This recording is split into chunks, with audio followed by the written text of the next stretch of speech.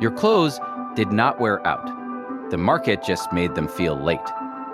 The strange part is that nothing in your wardrobe had to change for it to feel outdated. So why does a working closet keep creating the urge to buy something new? Because fast fashion does not only sell clothes, it sells a faster definition of what counts as new.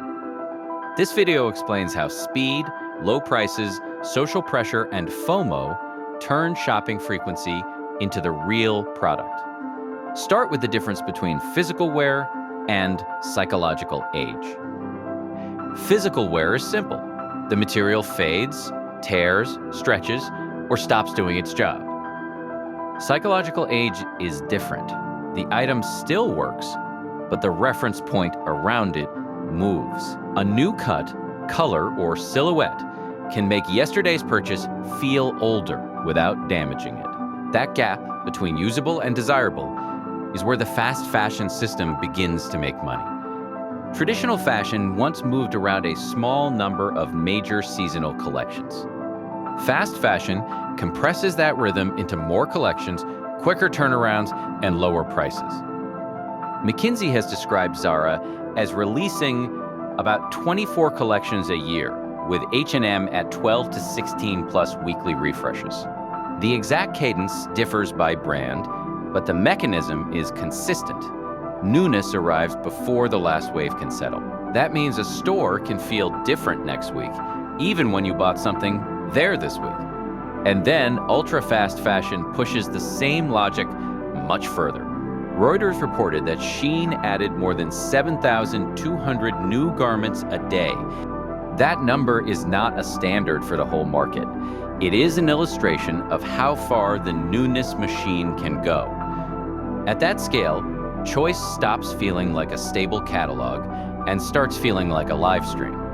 You are not only deciding whether an item is good, you are deciding before the moment seems to move on. But speed alone is not enough.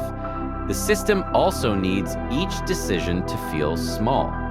A high price creates friction. It forces comparison, planning, and the possibility of walking away. A low price can shrink that pause into a thought like, it is cheap, so why not? The purchase feels minor at the item level, even when repeated decisions create a much larger pattern. Fast fashion does not need every purchase to feel important. It benefits when each one feels too small to resist. Now, combine constant novelty with low decision pain.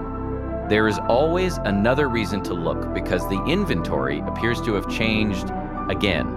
The business model is no longer waiting for replacement. It is creating reasons for return. The real product is not just a shirt.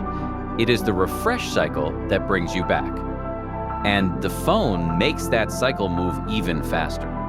Social media does not merely advertise individual products.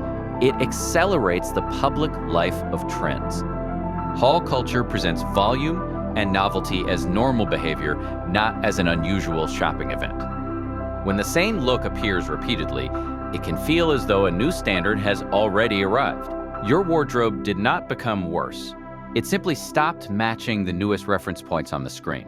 That is where novelty turns into pressure. Not only I like this, but I may miss this. Research across samples in Switzerland and the United States found that FOMO directly influenced fast fashion purchase intentions. The question shifts from need to opportunity. Even when one item is replaced, the feeling of limited relevance remains because the next trend is already moving.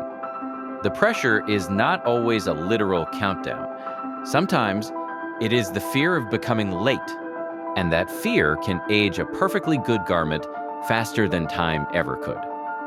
This is why the story cannot be reduced to people simply not caring.